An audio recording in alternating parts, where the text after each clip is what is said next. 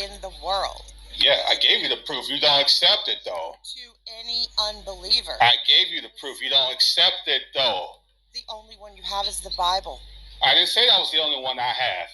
But if I could prove God with one fact or one thing, why would I need anything else? That doesn't make any logical sense.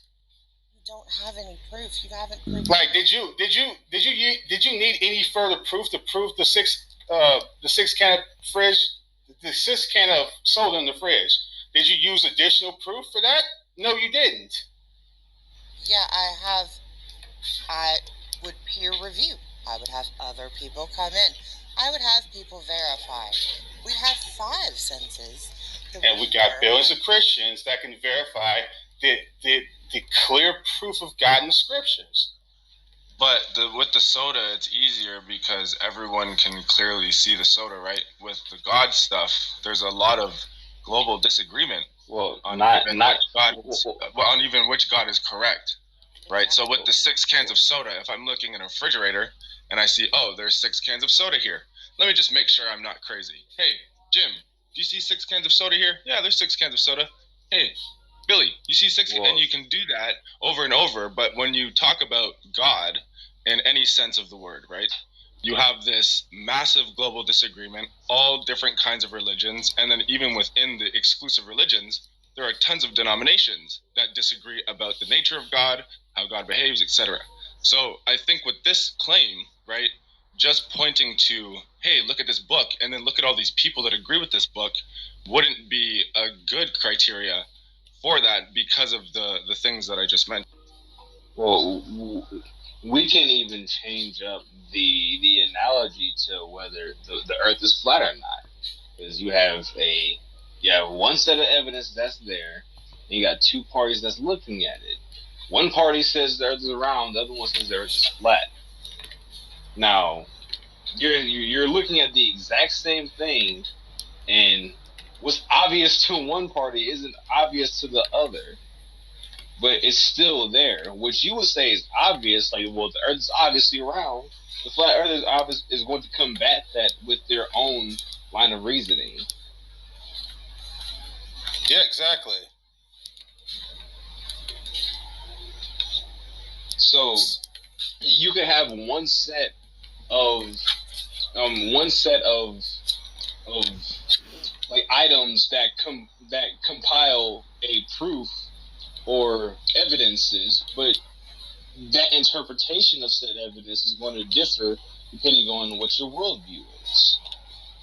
In the same way, we can do an internal critique on non-Christian worldviews. We can do a similar internal analysis on people who look at scriptures and come up with things that are clearly inconsistent with the text. We could do the same sort of internal analysis and see if their views stand up to coherency. We can do internal critiques on any view. If it crumbles on its own weight, then it cannot be a rational view at all. God, you keep describing Christianity. Well, then, can you show how Christianity crumbles under its own weight? You can't prove it.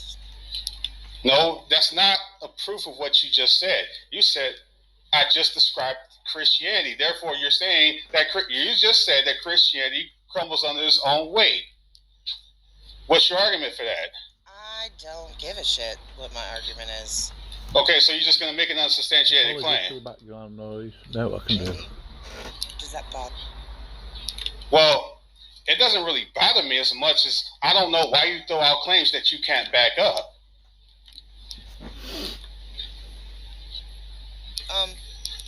Because I don't need to. Look, if you don't want to seriously engage in this conversation, you can just go back down to the audience and listen. So, let me ask you a question. Why are you even here? I got invited up. Okay. Why are you here? Why are any of us here? Why am I here? Because I believe that there's a serious topic that we need to discuss. But you won't answer all the useful questions on it. Yeah, I answered all your questions, okay? You didn't accept my proof at all. But you default to scripture, and I asked you if you had other What do you think? I'm a Other Christian. I'm a Christian. other proof other than scripture, and you said yes. That you And had I also I gave an Listen, objection hold to on. why Wait a second. people Wait a would not second. look at that Wait a second. criteria, right? Like I said what I said. I responded to that already. If you got differences, yes, I did. I said if people have differences in how they see scripture, we can do a similar internal critique to see if their views are consistent. But I'm not referencing just Christianity, right? I said globally, people on Earth, period, disagree about God in general, right? You can go around the world and you can find all different types of God concepts, and every one of them saying, I'm right. Right? That's the issue that we're facing here. People So disagree about the shape of the earth. That doesn't mean there's no shape of the earth. No, but people disagreeing on the shape of the earth, you have one side that is a pile of scientific research and another side of people just saying, I'm skeptical of those scientists. That's Right? your, So okay, that's your claim. it's not like No, wait, hold on. Just real quick. Just go to Flat Earth YouTube channels where they're going to give you scientific experiments as well, right? Sure, but I also watched. Sure, bud. There is no but, dude. That's what children that's your say. opinion. I never said sure, but I said sure. No, I said sure. Also, Yeah, you did say but right after that. He gave you a response, and then you were like, but. Okay, that's not the point of the conversation, right? Yes, it is, because you're trying to shirk away from the fact that they do use science to back up what they're saying. You may not agree. I've watched some of these videos, right, and I'm seeing them use mathematics and science, right, to try and demonstrate these things, but they're not demonstrating that the Earth is flat. They're just trying to show that the Earth is not the globe shape that scientists are telling us, right? They're not giving a definitive shape So they don't show pictures, honestly, we'll say that, right? and do the math with lenses on certain channels, right? And then compare that to the 8 inches per mile squared. They don't do that, right? To debunk that. They actually don't do any empirical refutations or rebuttals. What I just said is that's what they're doing, right? I said that they attempt to use mathematical equations in science to try to show that the Earth is not round, right? That's what they're doing, but they're not definitively saying that it's a certain shape, right? They're not saying it's flat. They're not saying it's this. They're just trying to use the science and the math to say that it's not the shape that science is telling us. No, they do say it's flat. Not the ones that I'm watching. The ones that I'm watching are They wouldn't call themselves. They're saying I don't call know themselves flat earthers if they didn't actually say that it was flat. It makes no sense. I mean, I can point you to some of the videos where it's like these guys, and they're pretty serious. Like they're not, they're attempting to take it seriously, right? And I've seen them in debates, Well, then those and I've seen them that you're on watching wouldn't be categorized as flat earthers. Then. So then it's but I find flat their earther, scientific experiment versus your scientific experiment, right? I don't have any scientific experiments, right?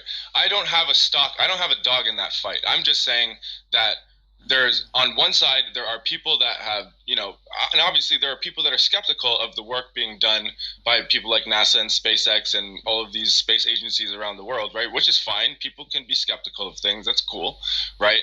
But you have to go out there and put this, I would say, if you want to have a counterpoint, you should put as much work into proving the counterpoint as these people have done, attempting to prove their side of things, right? So go and start a space agency and build a rocket and fly into space, see if you can do it, right? And go and find out what the shape of the so if you built a vacuum chamber and see if you can ignite things and have them burn right in a vacuum chamber like these people do on the flat earth channels. I mean, I all I'm saying is I'm yet to see the globe Earth skeptic people fly into space. That's it. I want to see them do that, and then when they start having things like that, deflection. Then That's a deflection. Have you ever built a vacuum chamber, right, and done an experiment to see if things burn in a vacuum? I have zero motivation to do anything like that. Well, okay, then take your own advice. maybe you should have zero motivation to castigate these other people, right? When you haven't done the experiment yourself. I don't castigate them.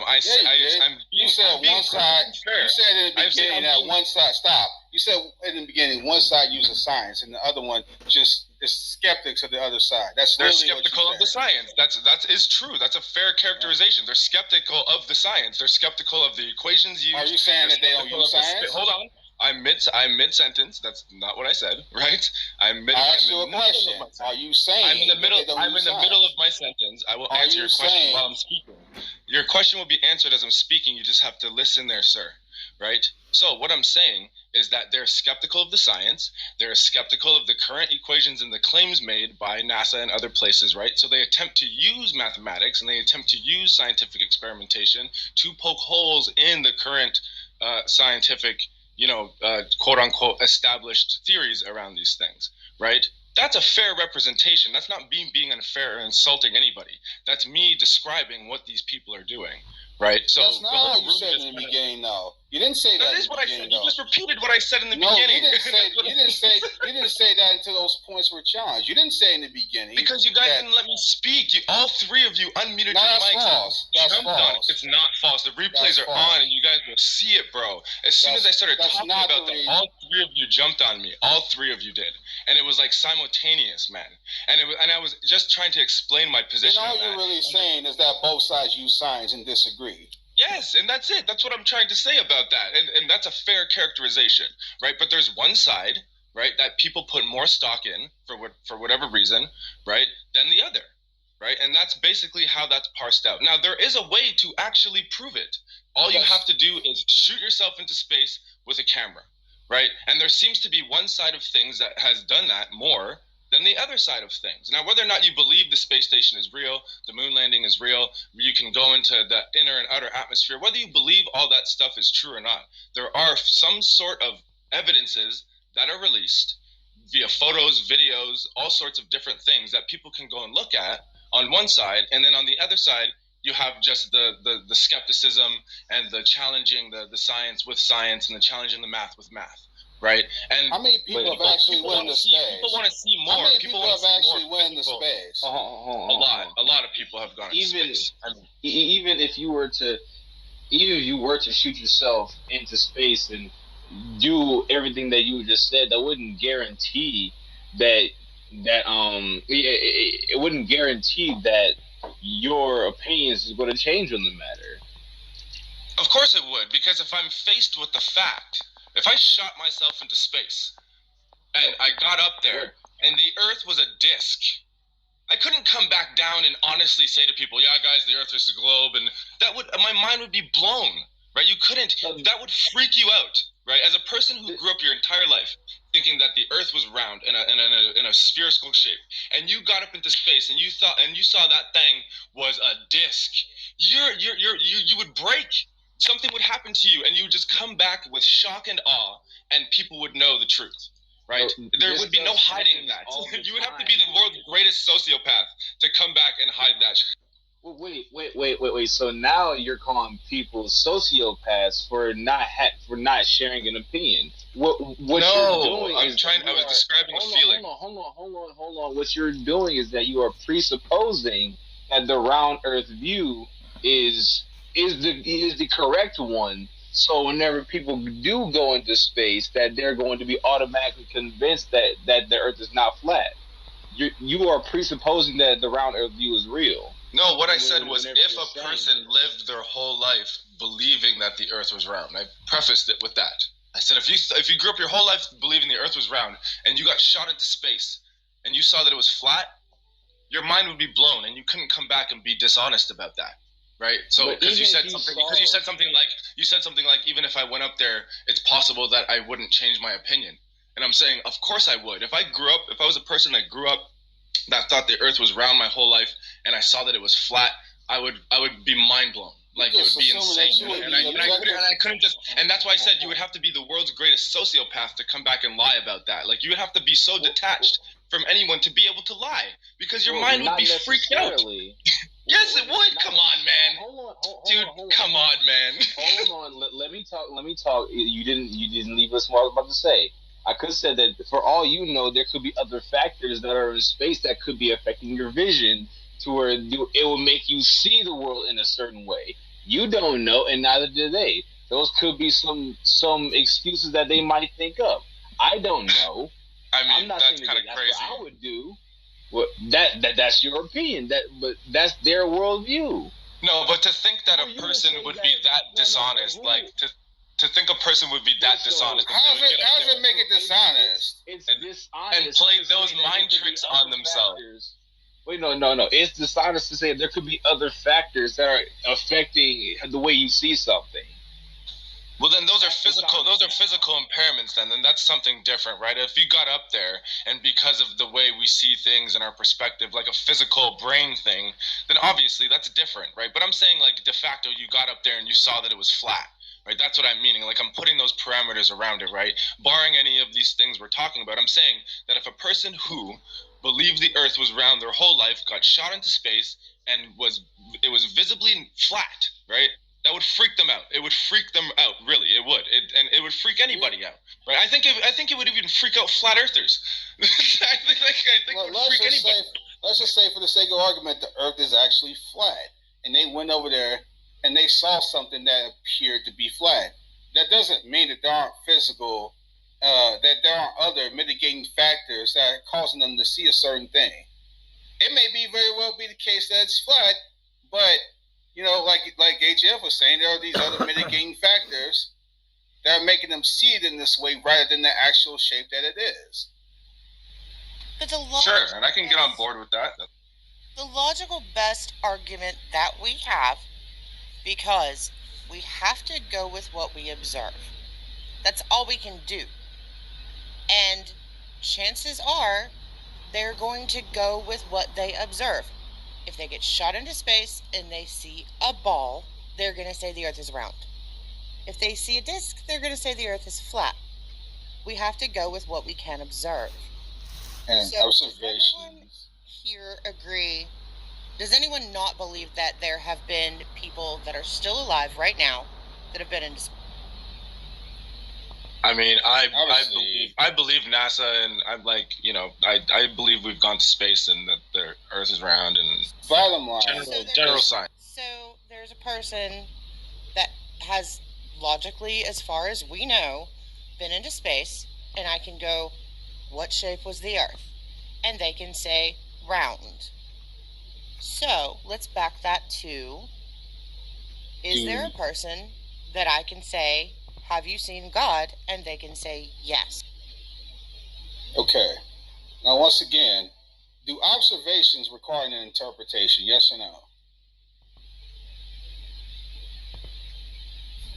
We have to process that information. That's interpretation, isn't it? So I would say process. I wouldn't say interpret. Interpret. You're just using a different word for the same thing. I don't completely agree, but Okay, the process, even saying process means you have to use interpretation to even make sense that it is a process. okay. So who can I talk to that has seen God? Okay. Obviously, nobody. But that wasn't the original example you gave. You said proof of God, and then you shifted. You shifted the goalpost. But she actually didn't. Yeah, she did. She said proof of God, then she shifted to who has seen God. Right, because she used the example of the soda cans in the fridge, right? Because she was saying we could look at the soda She can. admitted. And then She admitted she shifted her criterion. I understand she admitted it, but I don't think she did actually shift the goalpost. She was on par with her example, because her example was, I can myself look in the refrigerator and see 6 soda cans. How can I get other people to peer review that with me? I'm going to ask.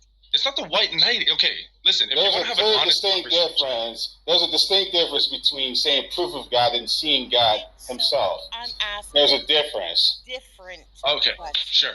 There's just logically a difference, period. Which means she shifted her criterion, period. The fact that you're trying to clean this up is just ridiculous. Not cleaning it up. Yes, you are.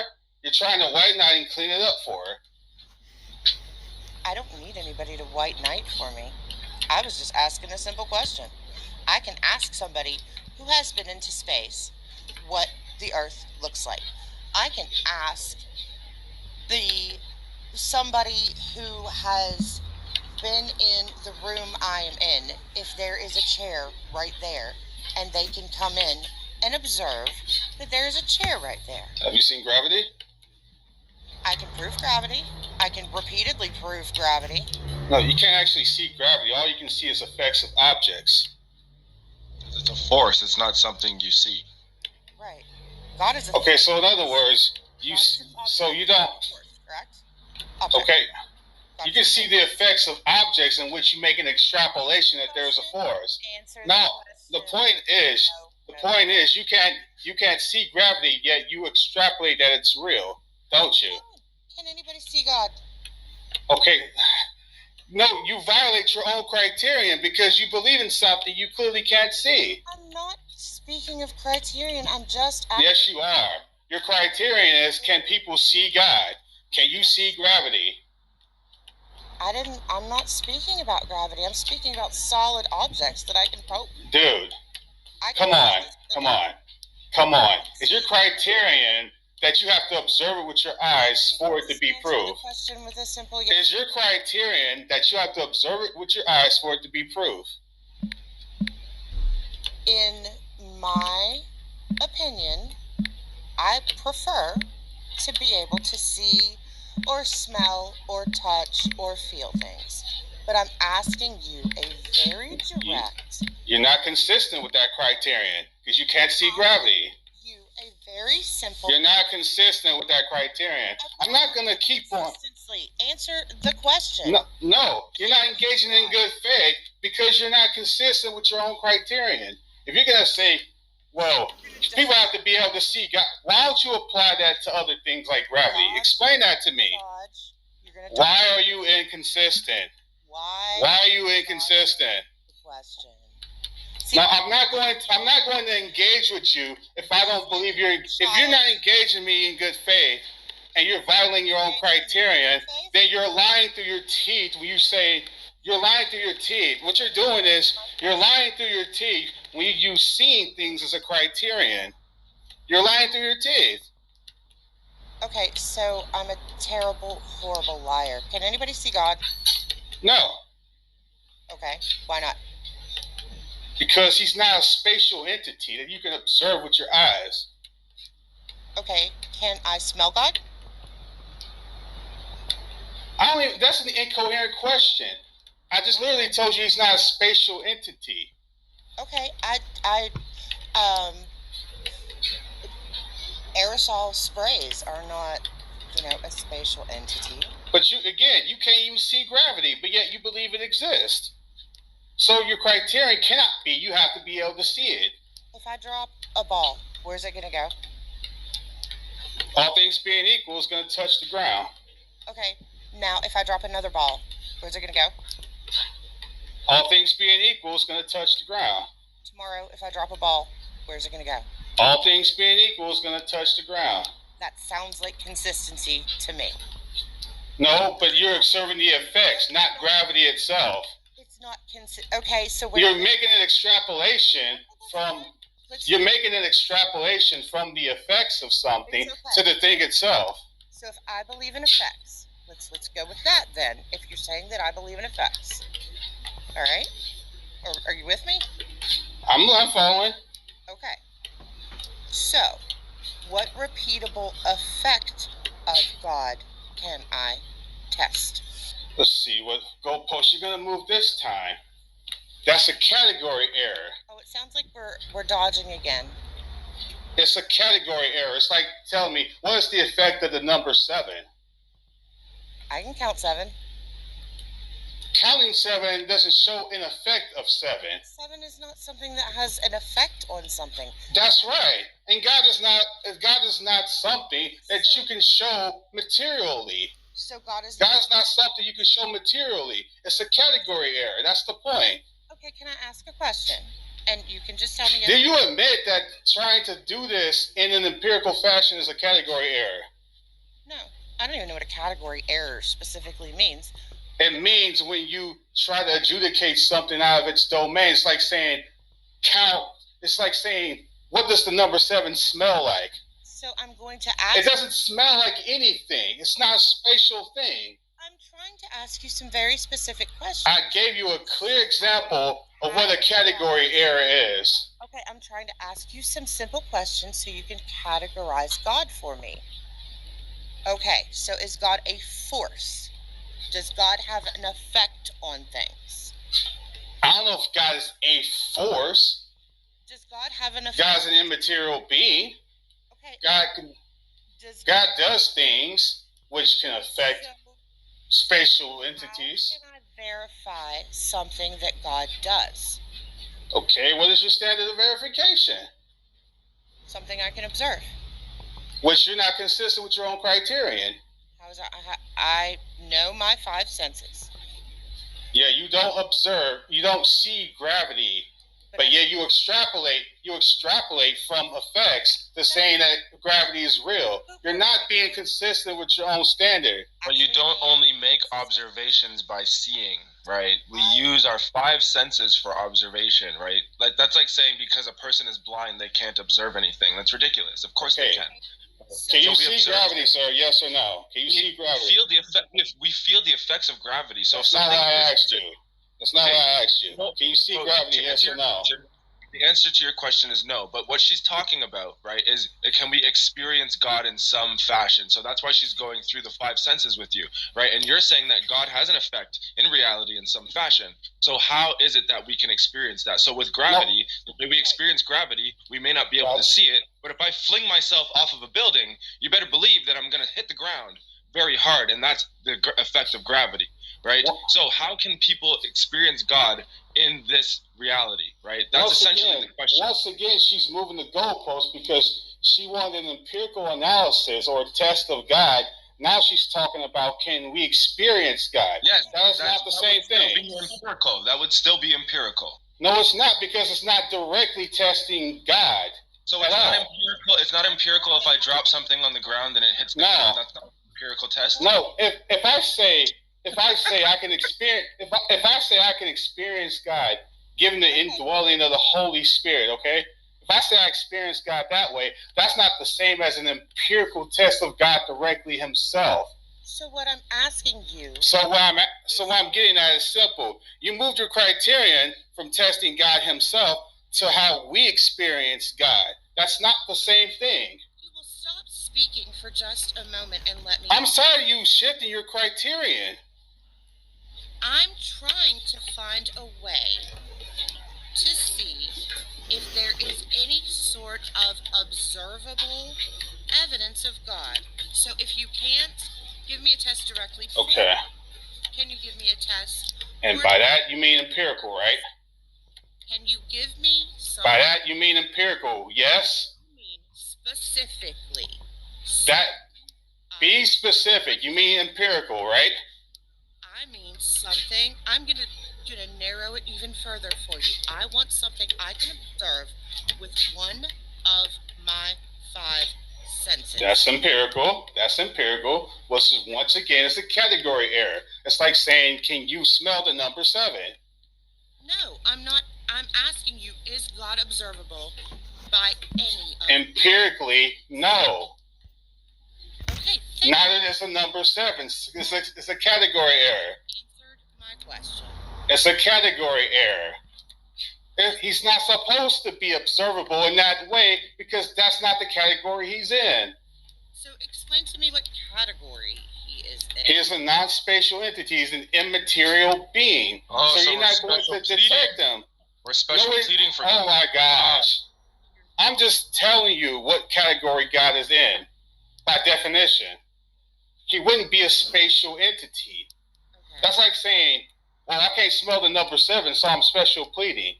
No, it's just simply stipulating the category that the abstract number 7 is in. Number 7 does not affect or change anything in the world.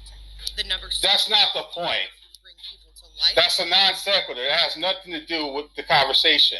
That's a non sequitur. I haven't asked you to smell number 7. That's a non sequitur. The idea is you wanted to empirically detect God when that's a category error. Wow. That was embarrassing. Yeah, but it's only a You category. know, it's embarrassing for you. It's No, embarrassing it's for you because you don't understand how to appropriate categories correctly.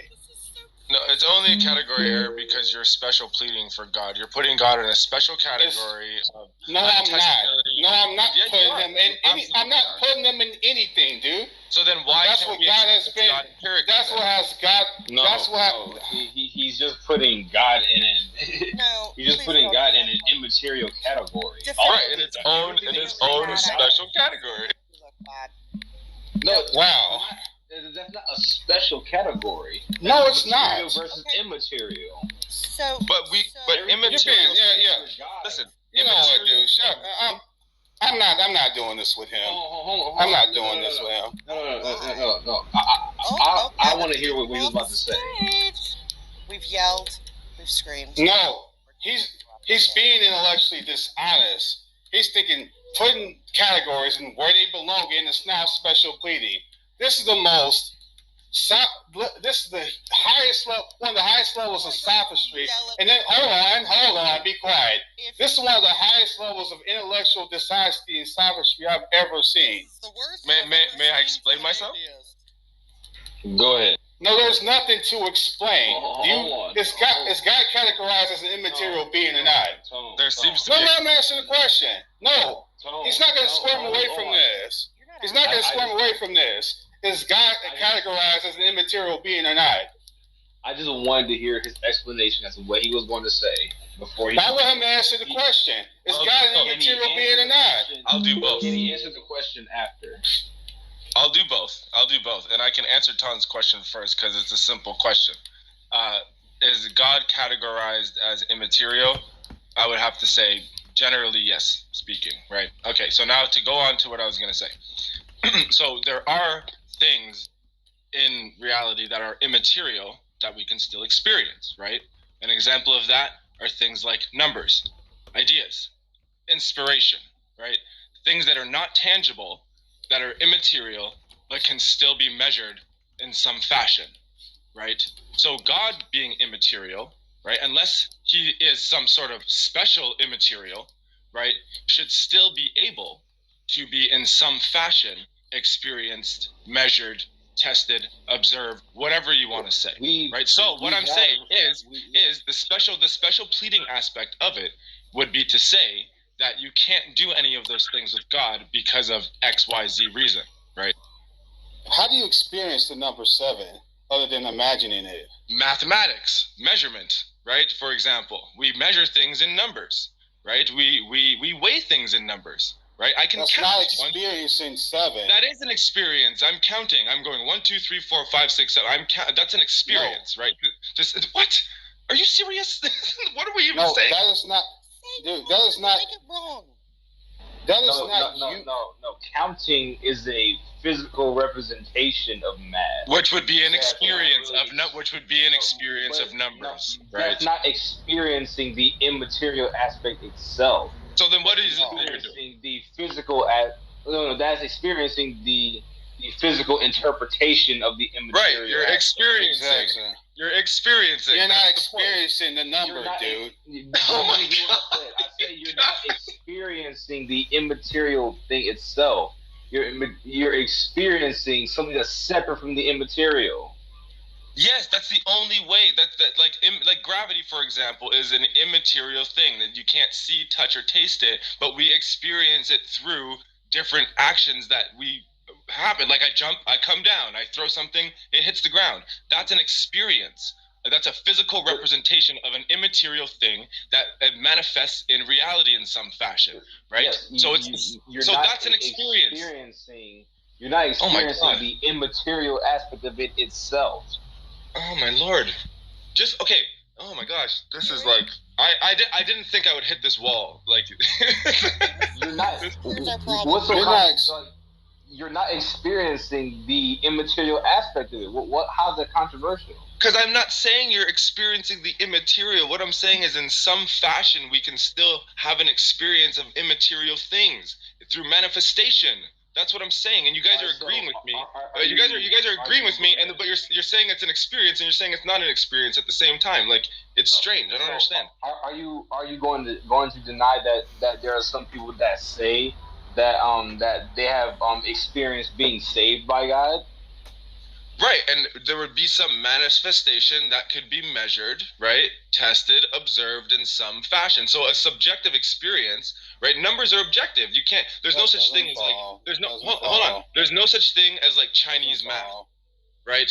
Or there's no such thing as like. At all. Okay, you have to allow me to finish what I'm saying, right? So there's no such thing as like Chinese math, right? Or Asian trigonometry or Indian, biology, right? It's these things that use these concepts that are objective, right, that we can experience, then we can measure, right, are generally non-controversial and are viewed as, yes, this is the thing that's happening. So if a person's saying, hey, I've experienced this being of the universe that created all things, it came and touched me in some fashion where I had this experience, people are going to be curious and they're going to say, well, what happened? How did it happen? What was going on at the time, right? And they're going to ask questions. And if if the answers are vagary and, I felt it in my heart kind of stuff, right? That's not going to be too convincing to an objective population. So people are going to want a little bit more, and that's why Gary is here asking the questions they're asking. What is the way to observe and measure and experience this thing that you call God, the universe? Now you're talking about measurement of experience versus whether or not that measurement is convincing or not. Exactly. Thank you. I mean, I never even went that far with it. You're taking it in that direction. I was just laying out. You said it out of your mouth. You literally just said that some experience might not be, or somebody's explanation of an experience might not be convincing to some people. If it's subjective only, yes, that's the criteria I said. If it's because that's why I said there's no such thing as Chinese math or Indian biology, right? These are objective things that are immaterial, that people can experience together, that can be measured and observed and all of those things. That's the criteria. So if somebody has something that is just, hold on. If somebody has something that is just subjective to just them, right? Like I said, people are going to be curious, so they're going to ask questions. And if the answers aren't things that are going to be convincing to others, that's a lot different than the math and the science stuff, right? That's a whole totally different thing, right? Just me by myself doing something and experience something is different than everybody experiencing math together, right? Those are two different things. So that's why the individual experience may not be as convincing to an objective audience, right? They're going to want a little bit more. They're going to want something that they can look at and measure and test and experience themselves in probably the same way or in the exact way or something like that, right? But if it's just like everyone feels it differently, or everybody sees it differently, then there's nothing to really, it's hard to be like, well, what are we trying to pin down then, right? What is it that we're exactly talking about? It becomes vague. So I think Gary's objections and questions are fair. I don't know why you guys are coming down. But whether or not something is convincing or not doesn't change the fact that it's not an experience or it's not evidence or proof. Exactly. I don't take that away from them, though. I don't take that away from them, though. I don't take away a person's personal experience, right? I don't do that. That's not my job. If someone feels that if someone believes in God, and they feel like God has spoke to them or touched them or they've had some experience with God, I'm not going to be like, no, you didn't, right? That's what they believe, right? But am I going to be convinced that's what actually happened? Probably not. Well, so right? what? But I'm not going to call them the wrong or whatever. That they can believe what they want, right? No, but am I convinced? You don't consider it proof, though. You don't consider it good. No, I don't. But that's not a strike against the person. That has nothing to do with the individual, right?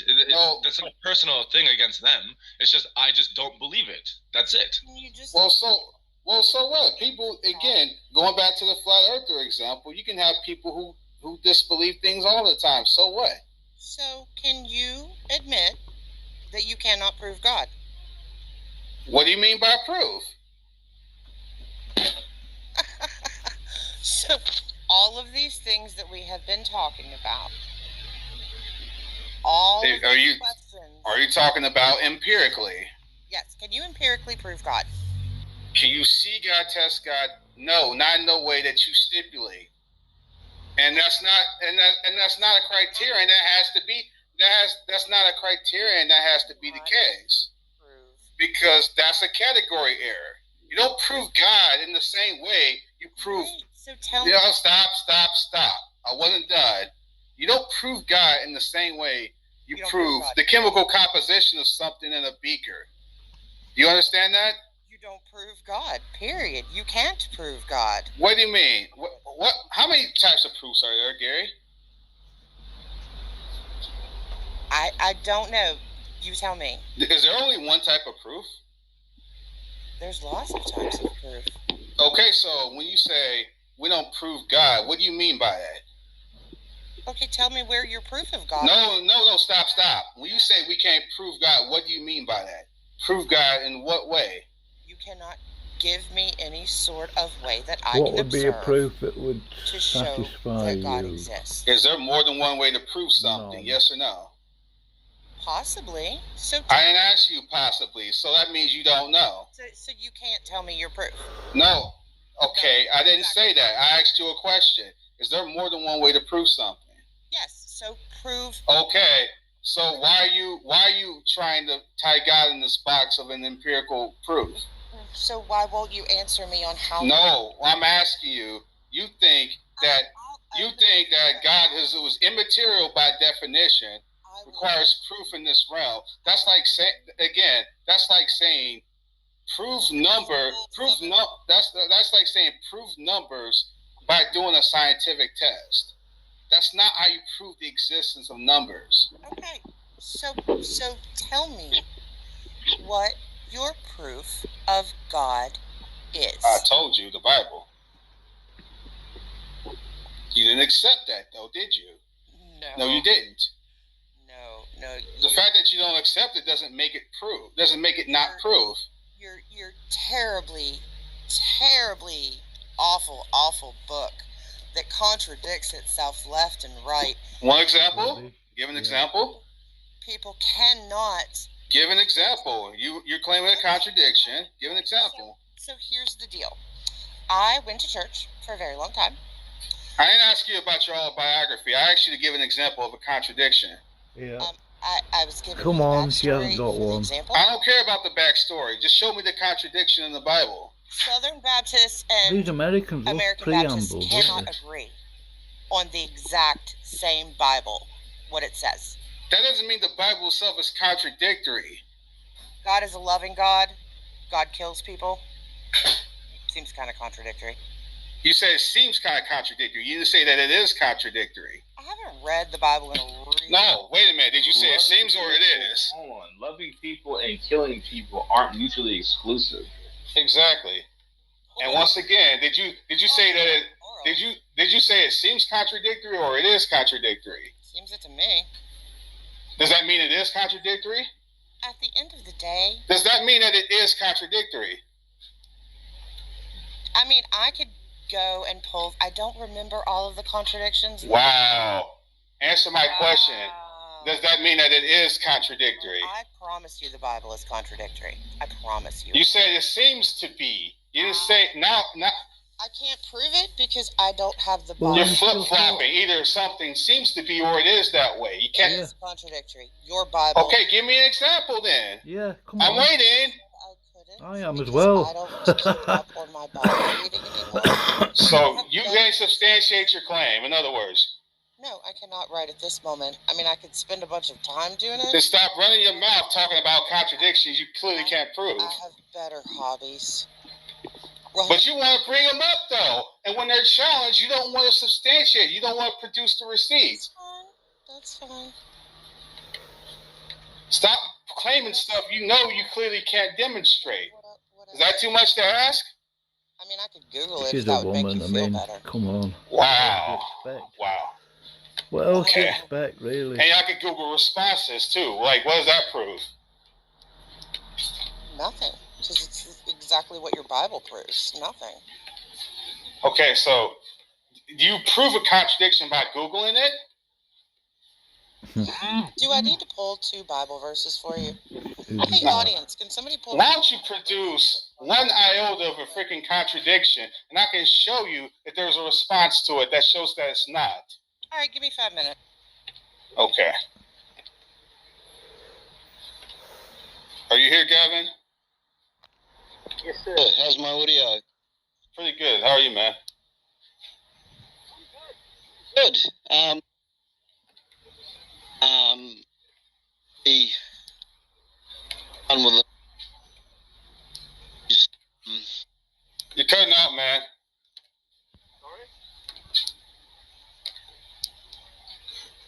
Hello? I could hear you at first, and then you started to cut out. Hold on.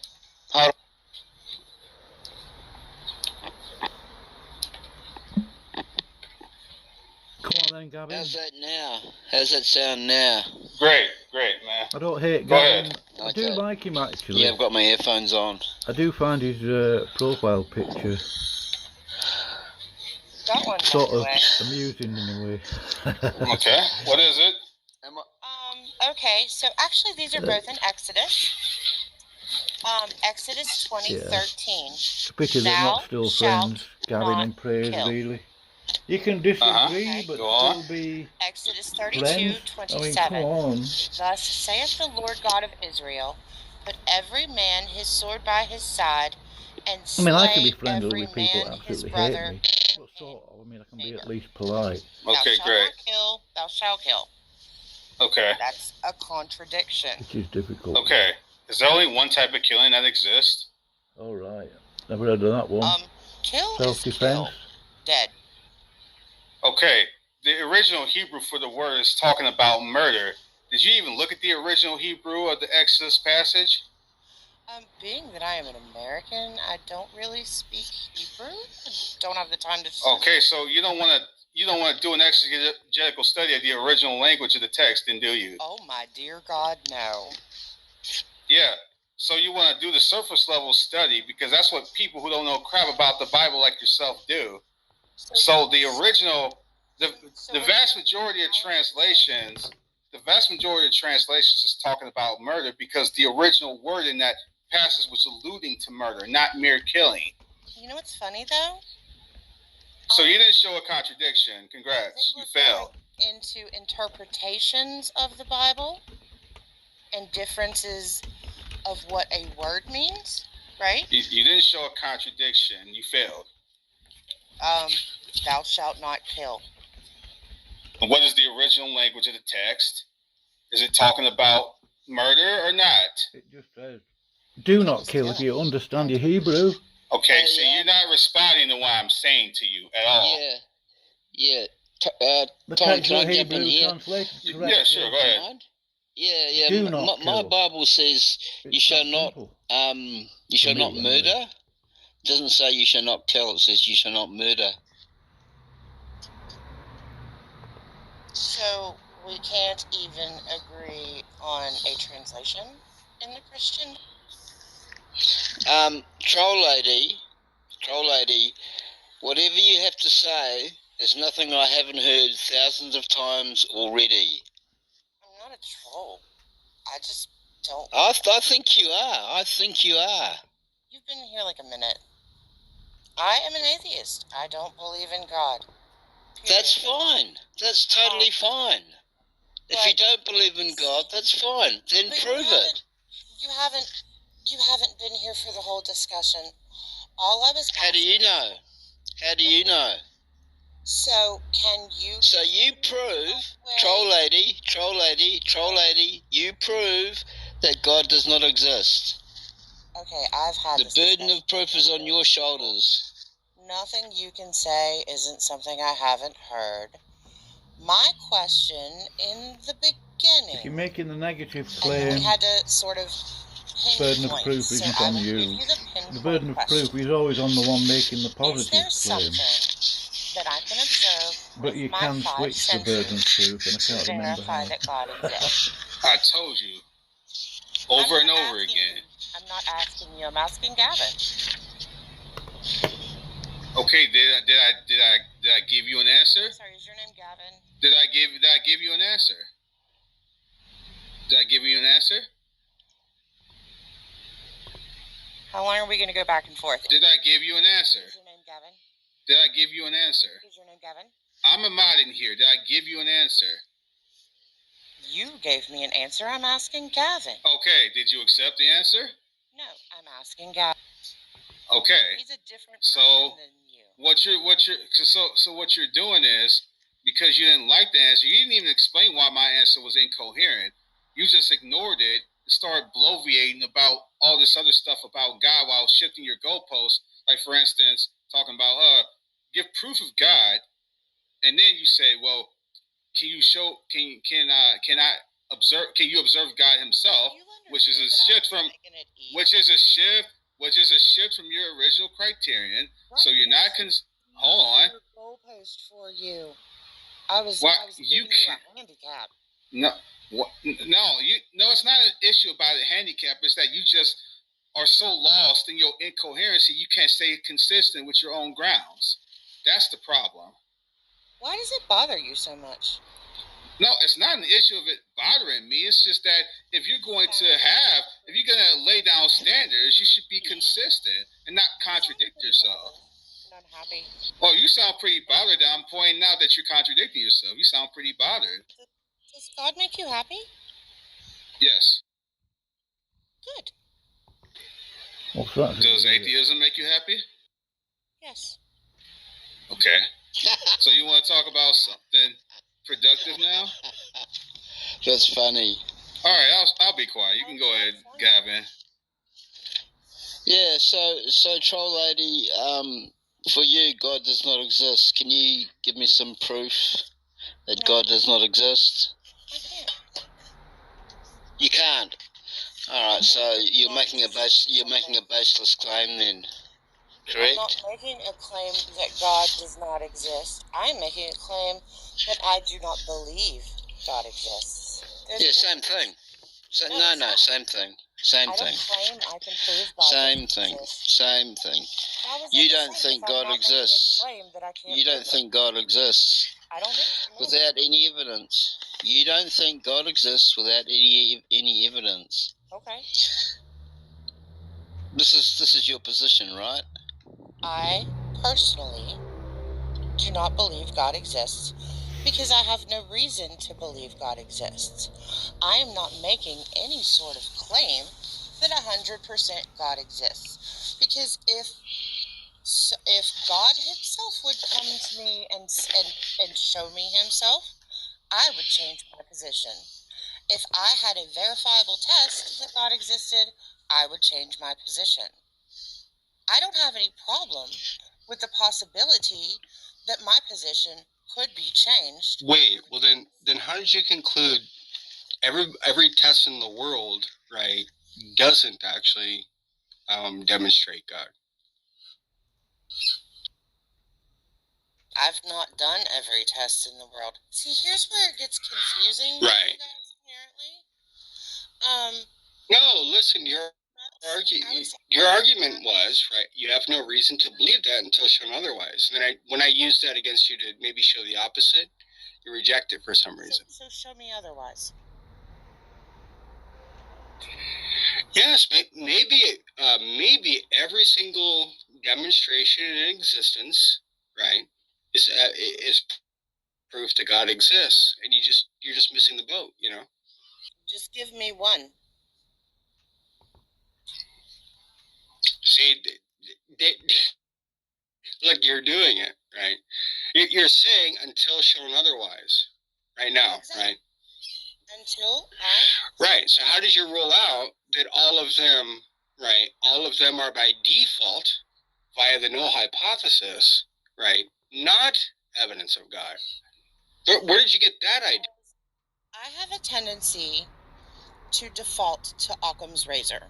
Do we all know what Occam's razor is? The simplest explanation. Yes. Let's go ahead and repeat that for the audience, right? Occam's razor is a heuristic device that states, right, that we should prefer, notice the preferential language, an explanation if it's simpler, right, and it doesn't multiply or take away unnecessarily or necessarily, right? So why do you guys have such a problem with the fact that I prefer not to believe in a God? Well, I have a problem because I'm using Occam's razor. Why are you taking away God unnecessarily? You haven't demonstrated that God is unnecessary. You just assume it. I have no reason in my experience for 44 years on this earth. I have seen nothing that pushes me over. Right. I haven't seen any evidence or proof of atheism, so I should be a theist, right? If that works for you.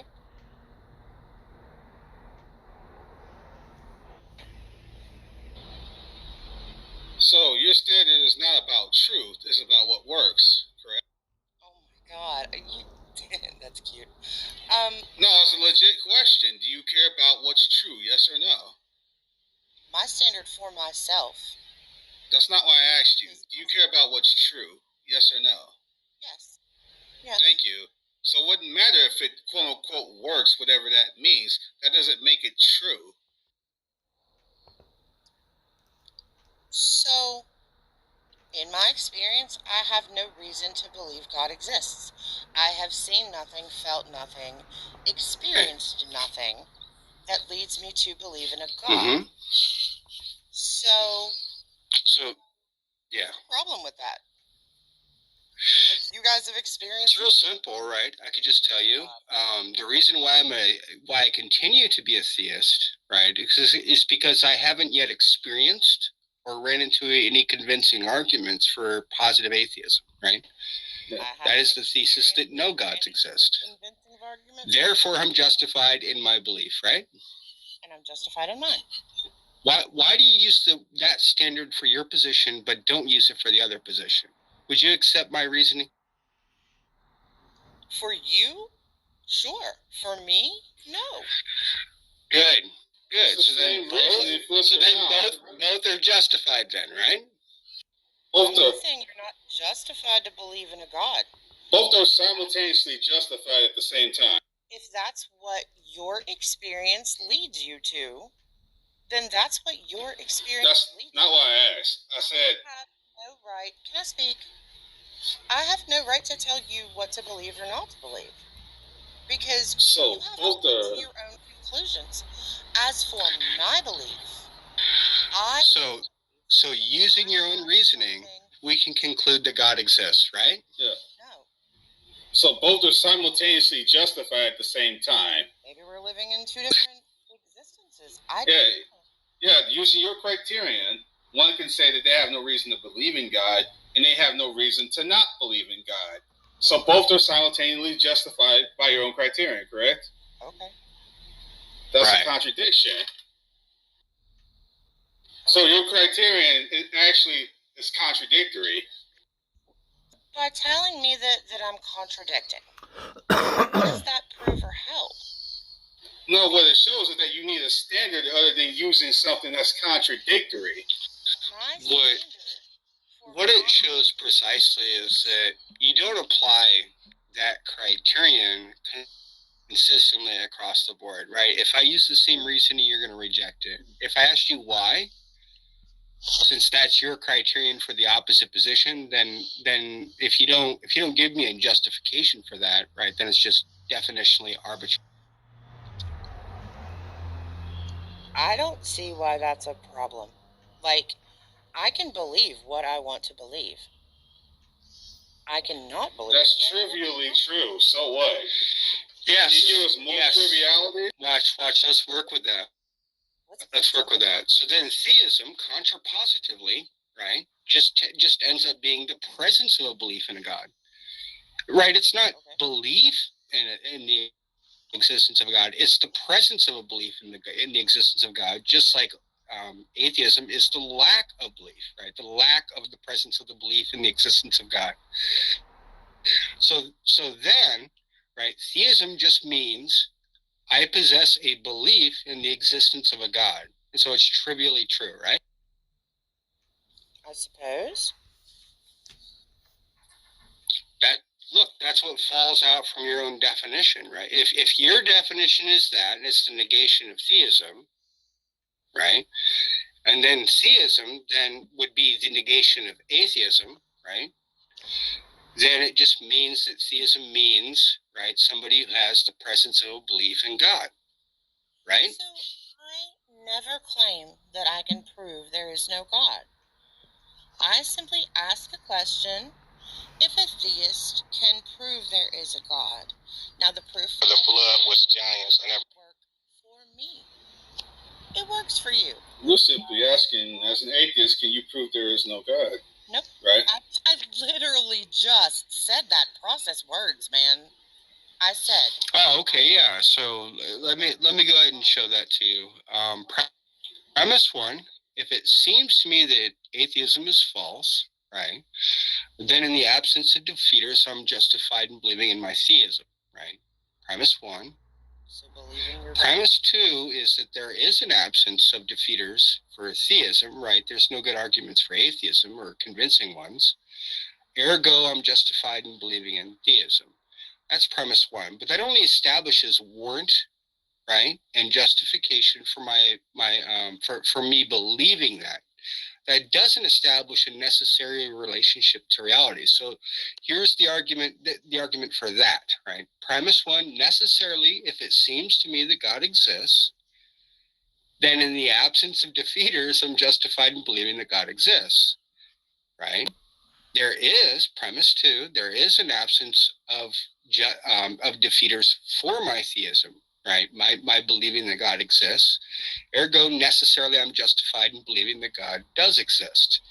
Now, if we turn to Michael Huemer's datum, right? He basically says that if these are all alike in all epistemological positions, right? Like if you can use this argument to show the opposite, like I actually did in the text channel, and if they're epistemically alike, then it's irrational to maintain a neutral position. Do you understand that? So what I've shown is it's irrational, right, if they're epistemically alike in all circumstances, to maintain neutrality. And then number one, right, that I can use your own criterion to show the opposite. And then number two, I've established a necessary relationship to facts and experience. Can I just pop in 1 second, guys? Which is the ontological state of affairs, which is just like the collection of all of our experiences. Go ahead. I can't pop in. This has been a real hoot.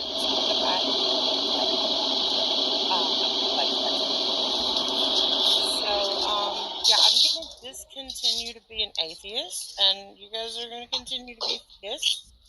And I hope you enjoy it, and I hope it brings you peace in life. Have a lovely night. You too. Thank you. Notice no rebuttal, folks. Of course not. We're not going to get it. Look, I literally made a necessary connection, right, to my belief in God. Yeah. That was well said, man. Well established.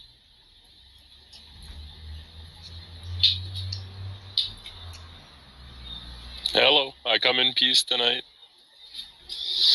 Jarl, I thought I left you behind in Skyrim, dude. I tried to kill you, but it doesn't seem to work on the NPCs. Oh, how's it going, guys? I just actually came up because I was glad to see that the lack of belief definition is getting through, that we're now at in agreement. I don't know what happened over the last month or so that I haven't been in these rooms, but I'm glad to see. We're progressing. One day we're all going to be friends. It's going to be amazing. Oh, so you do agree that the construction of atheism and lack of belief is incoherent? Oh, no, but I use that definition, right? I've had this discussion where I define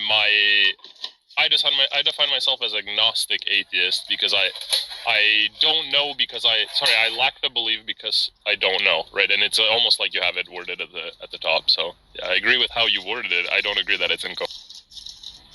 Okay, so can you define something How can you solely by what it lacks? evolution? Like if I say Jesus, that something that's not a Seems theist to or be, well, something. it is Yeah. contradictory. Let's just say that something is not a theist, and that's simply the only qualifier that I use. Can I say what it is by simply saying what it's not? Ooh, I'm not sure I understand. That might be too deep for me. I'm sorry. He's basically asking, can you define what something is by what it's not? Only and solely by what it's In other words, could it be something called could it be apathetic definition, right? By defining something by what it isn't. Is that possible? I think in some senses, yes. Yeah. Can you give me an example? I mean, if you asked me what is a woman, I could answer with the opposite of a man, or it's not a man. Right? Is that the logic? Well, a rock is not a woman. Is a rock a man? No, but okay. Maybe that's why I said the word. I said solely by what it's not.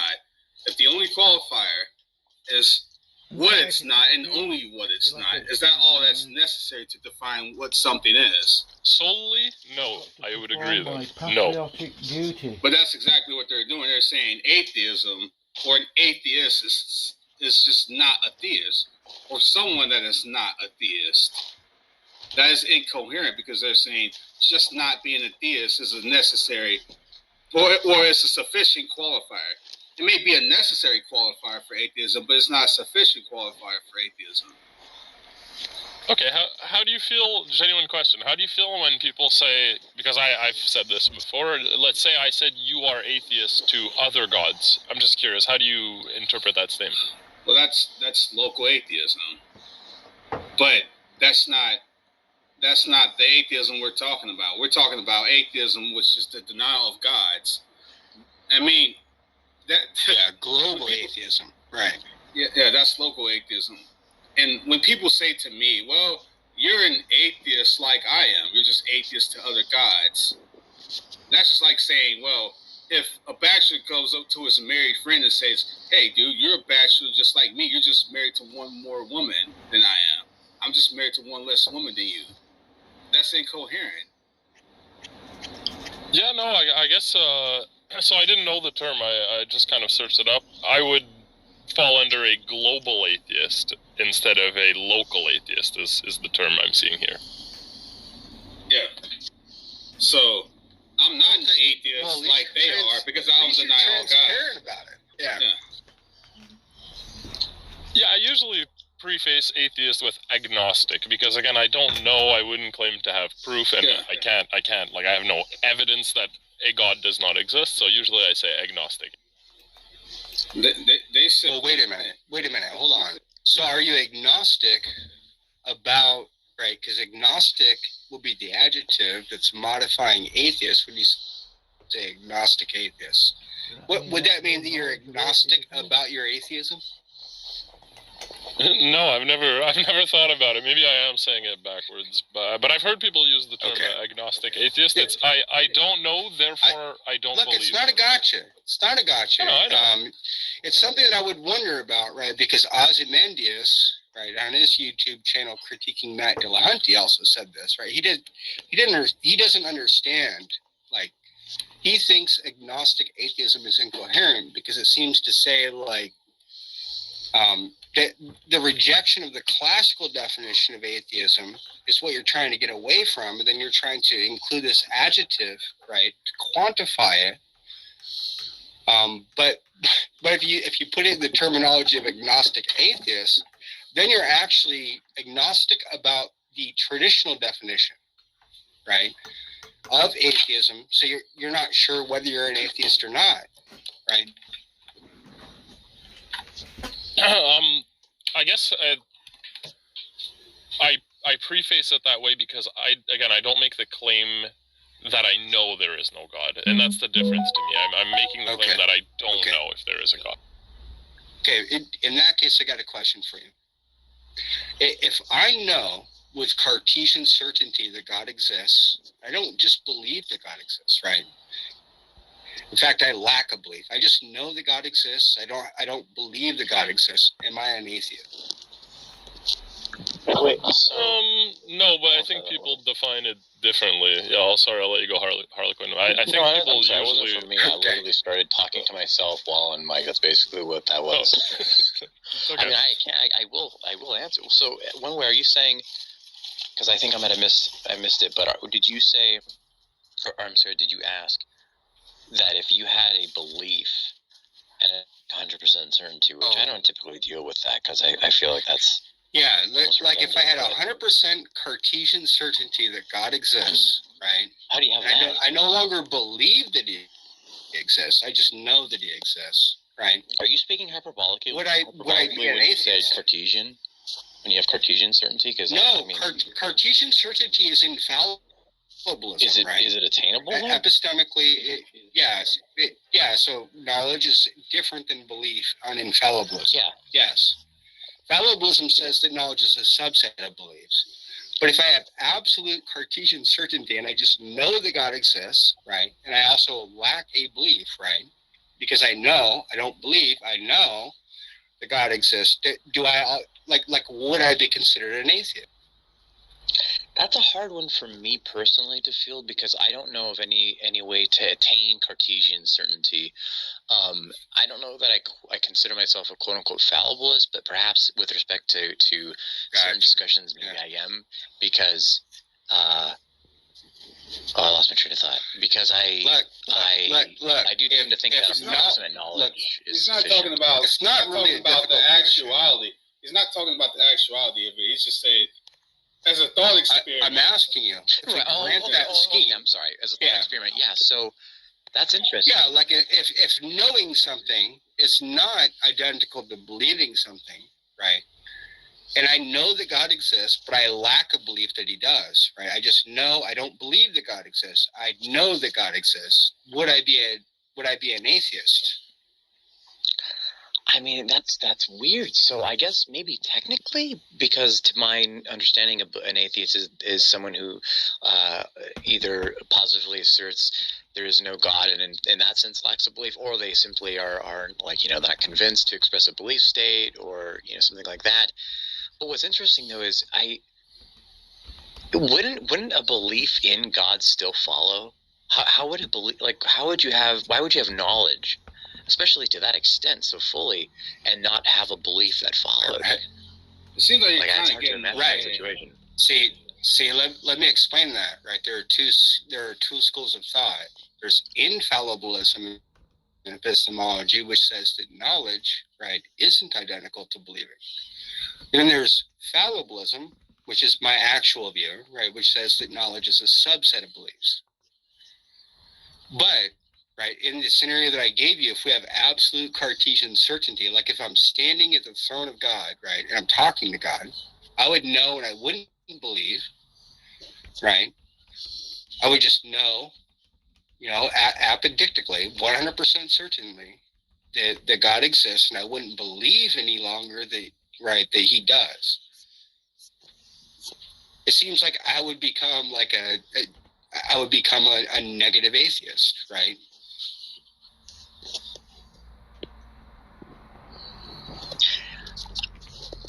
I don't know. I feel like it's almost like if God is standing before you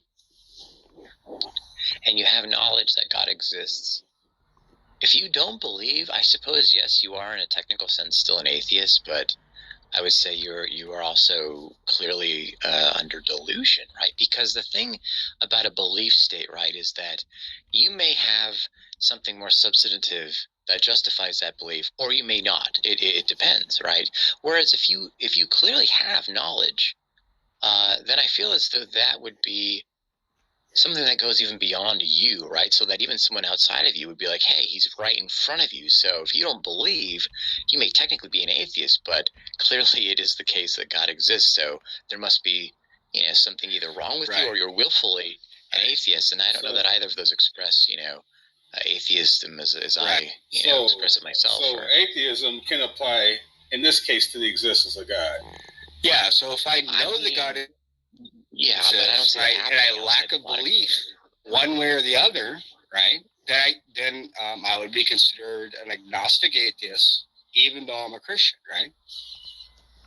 I suppose in a technical sense, but I feel like it's in a circular technical sense that is sort of almost what's the word? I feel like it's ineffectual. It doesn't even really apply to reality, right? Because again, like I would tend to view beliefs as something that can be either undergirded by a substantive set of knowledge, or it isn't, right? You can have a belief that has no bearing in reality, right? It's a state of being convinced, or you're convinced because you have reasons that are just not mapping to reality, or what is true in some sense, or true, right? I agree with you. Okay, let me give you the point of my illustration. If he used this lack of belief definition, then that would mean Christians that are raptured and get into heaven are atheists because they lack a belief, right? And they could be considered like agnostic Christians or atheist Christians. I'm sorry, why is that? That's the fallout of using this terminology. Well, because why don't they believe? Because negative atheism, right, is the view that you parse out disbelief not as believe not, but not believing, right? There's two ways to parse out disbelief. If you don't believe me, just click the papers shared above by Tonlock. This is where all this madness comes from. The Presumption of Atheism by Anthony Flew. But most people aren't aware of this. I'm still confused. I'll have to look the way that I would parse it out, So the way that I would parse it out, right, is I would just say, I'm a Cartesian. I hold to infallibilism, right? You can't believe something and then claim that it's knowledge, right? Because a belief could be overturned, right? This is infallibilism. Where's that picture gone? Whereas knowledge can't. You can't be wrong about something if you claim to know it, right? That's not the scenario within the epistemological circles known as fallibilism, because fallibilism on that scheme, to that theory, says draw a Venn diagram in your head. Draw a Venn diagram in your head. One circle is belief, right? And then inside that circle, this is a key point, there's another circle, and then label that knowledge, right? Knowledge is a subset of belief. But if we have absolute Cartesian certainty, right, that God doesn't exist, as the agnostic or negative atheist or agnostic atheist is trying to paint it as, then I would be an agnostic atheist, when I meet God and go to heaven. When do we have because they're not parsing it out. They think knowledge, right? Knowledge and belief are different.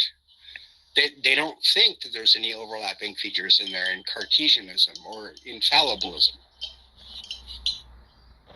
I would be open to the idea that there is overlap, right? I think that there's still a distinction to be made. But I'm curious, like when you say, because my question is, when do we have absolute certainty? What would be an example of that? Yeah, actually. And why is that necessary to even operate? I don't take that as necessary to operate, right?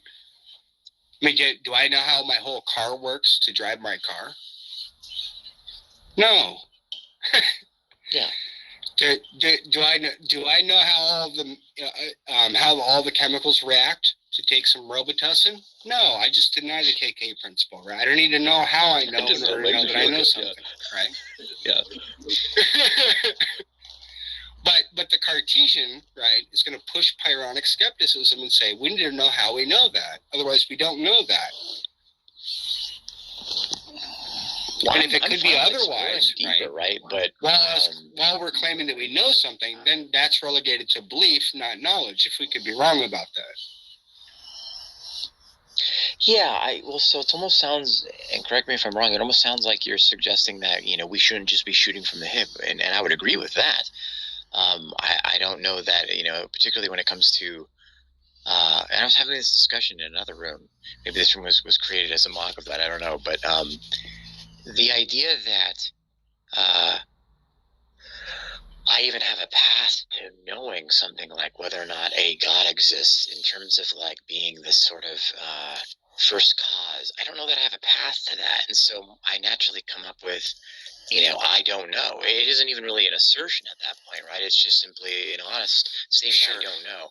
And it would follow that I don't have a particular belief, but that's of course tentative. When you say that, right? When you say I don't know, false nor true. Yeah, I don't take that as being dishonest when you say I don't know, right? I would even think that further. But on infallibilism, that's not even possible, right? So you see it as either, if I may, I'm asking, although I don't know if it sounded like a question. Let me take it up in inflection to make it sound more like a question. So you're asking, it's, or rather, are you saying that it is essentially a position of true, false, or you're neutral? Because I would reject that. Yeah, that's my particular. People that reject. Yeah, that's my particular parsing of it. But that would be different than like Darth and other people in the room. Yeah, I know he rejects neutrality too, but as far as rejecting the agnostic atheist position, where I reason is just really this simple, right? The only infallible being is God. Everybody else is fallible, right? Al-Kharij al-Ahli. Yeah, he's gone. Continue. Hold on. I mean, he almost had me convinced.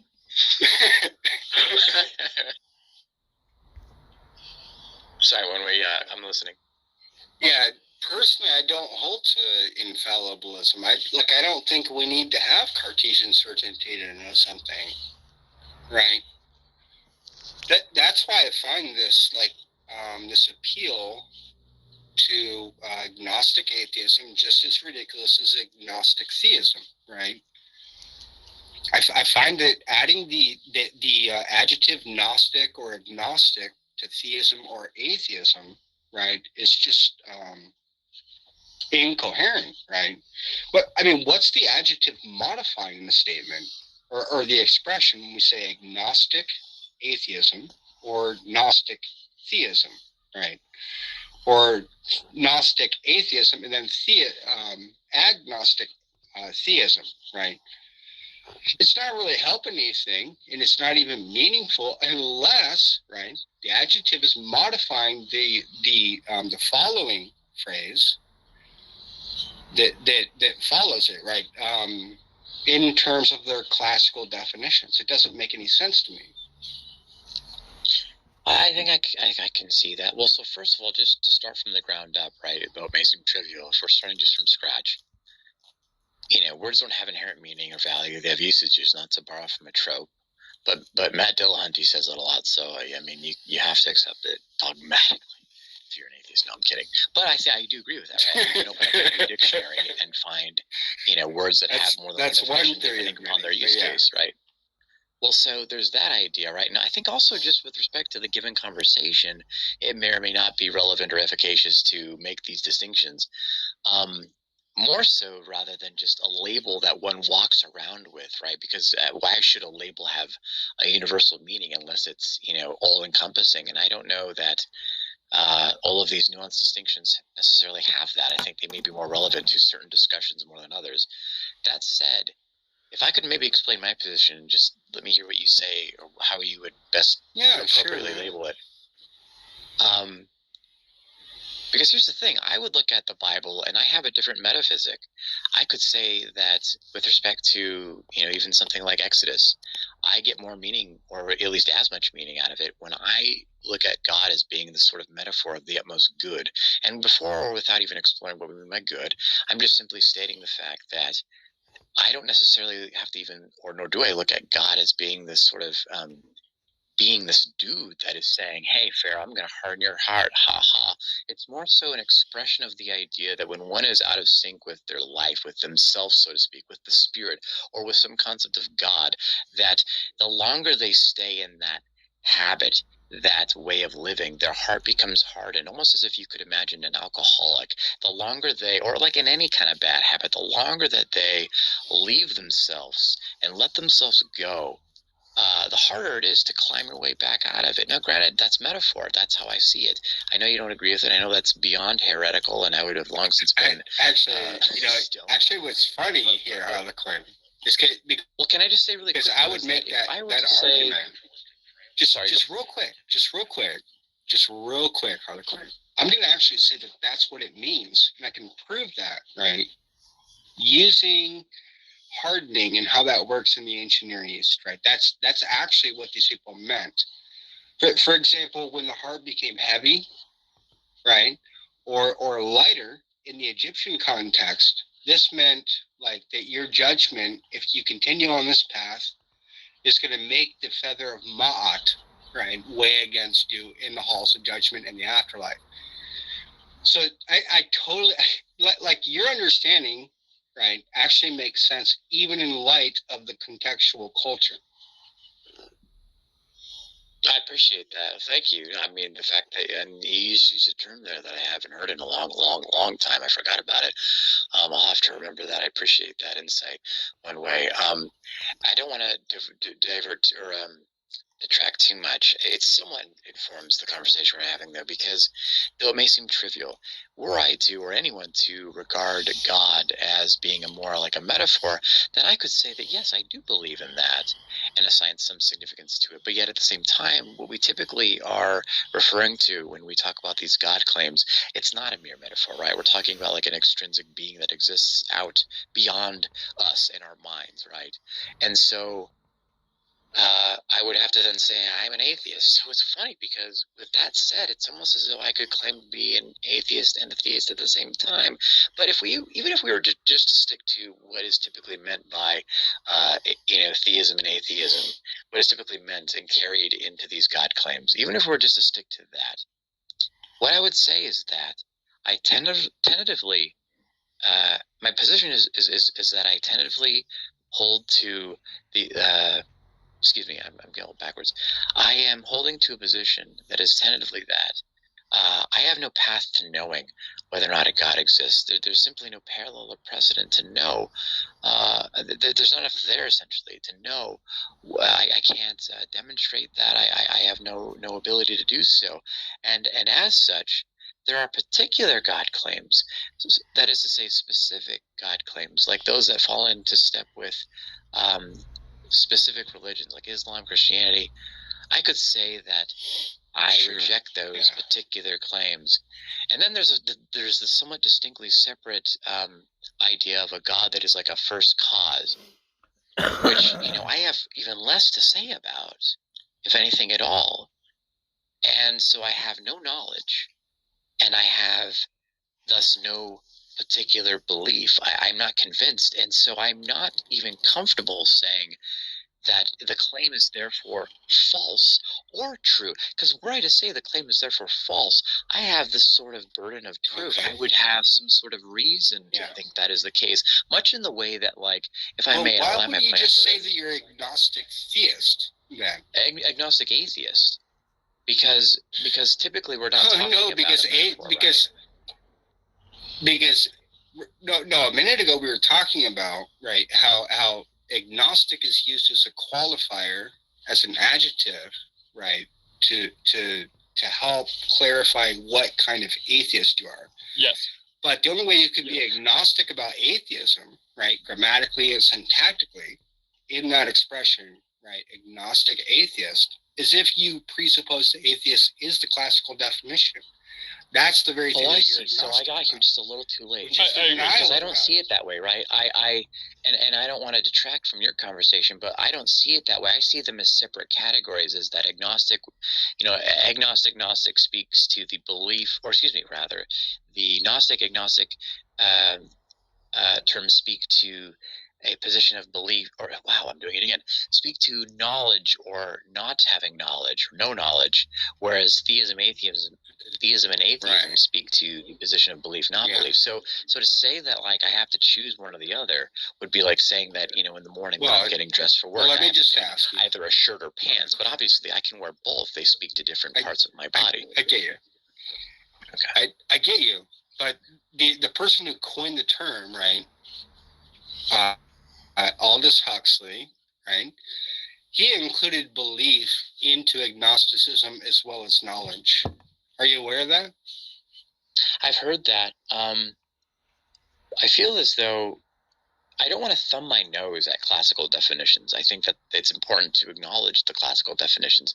But if we're to accept the idea that words don't have inherent meaning or value, and so long as I am being upfront, if someone wasn't being upfront with their definitions in a discussion, then they're not being intellectually honest, right? But if I'm being upfront with what I mean when I say agnostic to simply mean or express that I have no knowledge, then Sure. I don't see what's wrong with operating under that. Okay, so you would be a descriptivist, right? You think we ought not say what these words ought to mean to other people, right? But rather they describe the state of affairs at the time that they're uttered. Is that fair? Well, I don't want to nitpick. I think that's fair. I would just say that maybe this isn't like an appropriate amending of what you just said, but I think just because words have no inherent value. So in other words, that our understanding of the world as well as just the way in which we use certain words do change. But as far as like, I think we can prescribe certain odds. But we do also need to describe. No, like when I say this word doesn't mean that, right? In our discussion, and then I say this is how you ought to define it, right? That like this is the proper word for that. That's a form of prescriptivism, right? Where I'm telling you that words do have inherent meaning, and you're deviating from that standard. Would you reject that sort of a view? What do you? So as I said, I wouldn't thumb my nose at like classical definitions. I think it's important to incorporate that into a discussion. However, still, I think it needs to be plastic enough, right, in order to incorporate how these usages change over time. Again, you can open up a dictionary and see any number of words that are used depending upon their I'm usage going to agree with in different ways. I am going to agree with you. I think because culture's evolved, right? I mean, our understanding of the meanings of words, that they do change over time. But I think it's actually that change that indexly ties them to an objective meaning based on usage, right? Like, for example, this I don't try to use this. It's just like the most obvious example. Gay meant something different, 20, 30 years ago, right? In our culture, it meant something different. Was that a question? Well, I don't know if I can chime in on this. They used the same word in a different way 20 to 30 years ago, right? Sure, yeah. Bundle of sticks, or I'm sorry, that's fags. I'm sorry. But yeah, that's close enough. Sorry, but yeah, gay meant like happy. Well, see, okay, maybe I can clarify this. Okay, so like included in my theory of meaning, right? My philosophy of language is this, right? That it's actually the changing of the meaning of words throughout history that actually secures their objective meaning in different slices of history, right? And those slices will be context and usage, and among other things, right? There are many different theories of meaning. So for me, I agree, right, that these words are arbitrary, right? But I don't agree that they don't have any inherent meaning. It's sort of like in the middle of the slice of bread, right? There's another slice that comes before it that was inherited. You understand what I mean, Harlequin? I wanted you to continue that bread analogy because I love analogies. When you talk about history, I feel like, well, everything in history is sort of set in time, right? And that I would agree with. Right. And, as I said, It's all I in. don't want to thumb my nose at classical definitions. I think that it's important to regard that. I think it has an efficacy to regard it, but at the same time, if we define our terms, so my view, just in a nutshell, Harlequin, in a nutshell, my view is that actually the changing of the meanings of words is actually what secures objective meanings of words. Can I ask what you mean by objective meaning? It's not a term I've ever heard before. But I think I know what you mean, but I'm curious to hear you explain. I mean, independently of what we think about it, right? But if we created the words, they didn't exist before we created them. So that wasn't maybe we, I'm confused. right? Yeah, that wasn't we. That was those people. I'm kind of lost. So you're saying it's inherent because it existed before our existence, or actually, if that's what you're saying, I'm saying that any usage of any given word, right, is tied to an indexical usage throughout history, and none of us can go back and change that time. I would argue, not even God, right? Not even God can do that. So if the and that's what makes it changes objective, a word, right? Yeah, so if the dictionary changes a word, the objective definition is which one? The one. Let's say actually there's a word we use today that's no. Okay, go ahead. No. Let me explain. Okay, what dictionaries do is they are record keepers of usages of words, right? They don't prescribe. This is why I asked the definition between prescriptivism or descriptivism. What dictionaries do is they describe usages of terms, right? They don't prescribe meanings to words. They're historical records of the ways words have been used. That's all they are. That is true. That's exactly what dictionaries are. I agree with you. Can I chime in on this? This is Crystal Hart. If you guys would like to listen to my opinions. Okay, well, I'll just circle back to the topic. So you're saying lack of belief, atheism is still incoherent. I don't know where you're coming from, but I see it as one of three very basic options. You believe in organized religion as has been dished out to you at childbirth, or rather when you attain some sort of consciousness, whether it's Judaism, Christianity, Islam, Hinduism, blah, blah. Or you reject those notions completely. So you say that, well, you become a Darwinian, and you say that, all right, it's just evolution, and we are a product of evolution. Or you're something in between, in which you believe that there is something which we can't put our finger on it. There is some creature which made us, or maybe there's no creature that made us, and there were aliens who came to this planet and somehow created us, or made us out of monkey man or whatever. So literally this is three options, and I don't see any confusion in that. That's just upload now and leave it.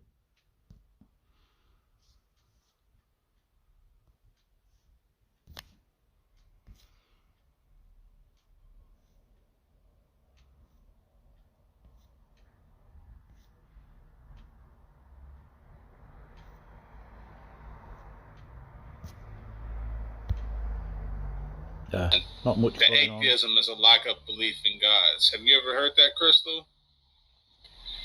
Well, I have.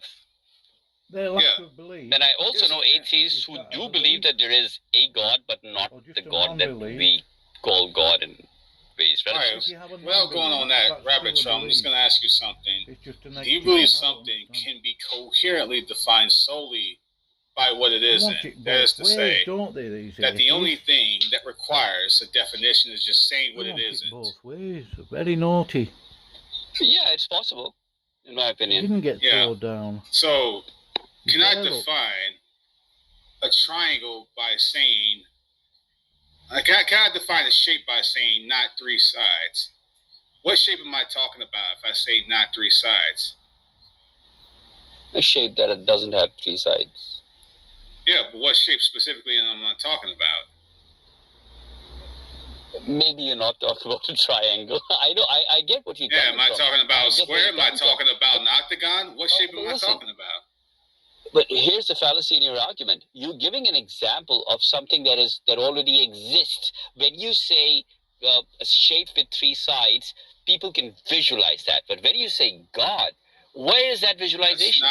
The point isn't whether entities exist or not. The point is how you construct things definitionally. If I say, I think your definition is incorrect. I think your definition is confusing. You're confusing yourself. That's what I think. No, you're not listening to what I'm saying, and you're being argumentative for no reason. I'm trying to lay down some context for you. Now, if I tell you, if I'm telling you, tell me the shape I'm thinking of, and I just say not three sides, would you be able to identify the shape I'm thinking of just by me saying not three sides? No. What shape could I identify solely by saying not three sides? You could hazard you could eliminate certain shapes, but you could define a circle by saying could be no a sides. dodecahedron. Could be anything. Wait, no, you couldn't. I take that back. Sphere. Okay. That's good. So a cone. So it looks like he's back. So look. To be fair, you're going to have to say something with three sides and 45 or 90 degree angles, right? Yeah. Okay, so I'm gonna give you an example. If I say, "Well, what is your name?" and someone says, "Not Steve," does that tell me what their name is? No, but it does eliminate one possibility. I think he said he had to take your call. Yeah, I'm sorry. I kind of missed a bit of the conversation. I was in a phone call. I was going to pick up my daughter. So, Okay. yeah. Can you just throw it down the back? Yeah. Okay. Oh, okay. Wow. Okay. Are you still? Yeah. I can listen to you now. Okay, great. So if I ask you, what is your name, and you tell me not Steve, did you tell me what your name is? Yeah. Well, it's when you say that your name is not Steve, you're saying that your name could be anything but Steve. That's what you're saying. Okay, I Steve is not your name. Did you tell me what your name is, though? No.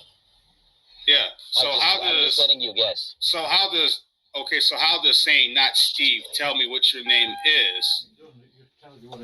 It doesn't tell you. And that's right. How does defining something by what it isn't help it meaningfully? Right. Yeah. Solely by what Here's my argument. Here's my argument, which is very simple and straightforward. When you're saying, how does defining something? Okay, so you're talking about something that in your mind exists, like a person or a shape or whatever.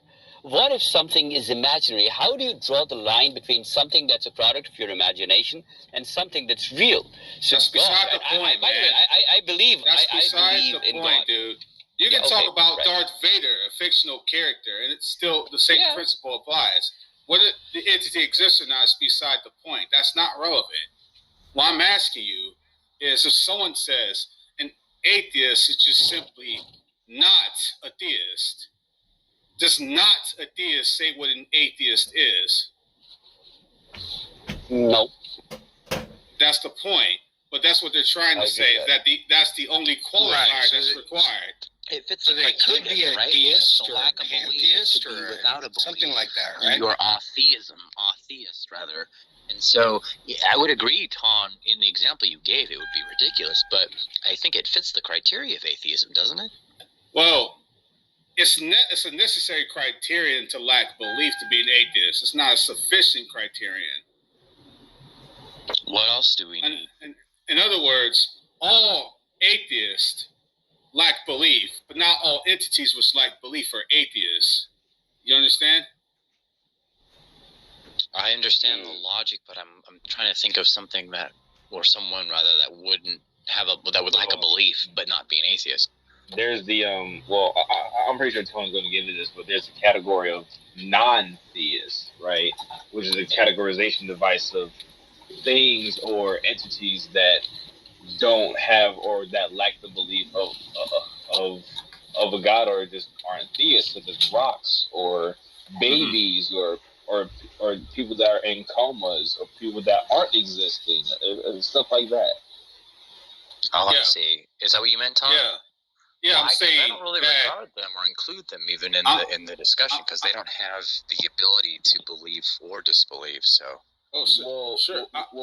Well, now, whenever you're doing that, you're adding more context to it. You're not just simply defining it by what it's not. Right. Okay, I can accept that. I feel like it's a minimal context, though, right? Because it's like if you can't have the capacity to believe, I don't think you're a part of the discussion of whether or not you believe. I'm just saying, although it's a necessary criterion, it's not a sufficient criterion. What they're trying to say is simply not believing is the only necessary and sufficient criterion to be an atheist, and that's incoherent. Is it? I feel like the way you explained it, I agreed with what it. you contradicted a while back? I just don't see why it's not sufficient. Because again, rocks don't seem to be a part of the discussion for me. Because a rock is a rock, but rocks don't have the capacity to believe. So we're not really talking about rocks. We're talking about who or what does or doesn't believe. A rock would be a non-theist, or using the categorization device, as AJF said, the non-prefix. Now, do you believe that an atheist is synonymous with a non-theist? What do you mean by non-theist? I mean, all entities which are categorized under that non-category, like a human doesn't have. There are humans who don't have beliefs in God, so they're under the non-theist category. But there are entities which don't have beliefs, like rocks. They're also under the non-category, non-theist. Well, I don't want to be sloppy here, but at the same time, it's almost like, yeah, I guess I could extend that to rocks, but again, like, are rocks even a part of the discussion? Because it all depends on your I feel like it should be limited to agents that have the capacity, because otherwise it just seems like that's good. So that's good. If you have the ability to have sure, but that has nothing to do with attitudes, right? So then, if I go to sleep, right, do I become an atheist? Since I'm not maintaining going by a rock analogy, the cell phone that you're using a cell phone to access Clubhouse. Do you think it has the capacity? The cell phone has the capacity to believe in something? Well, the capacity is adding different criteria. And I'm just saying, you would need what that would entail is you're not just using the mere lack of belief, right? You're introducing additional criteria.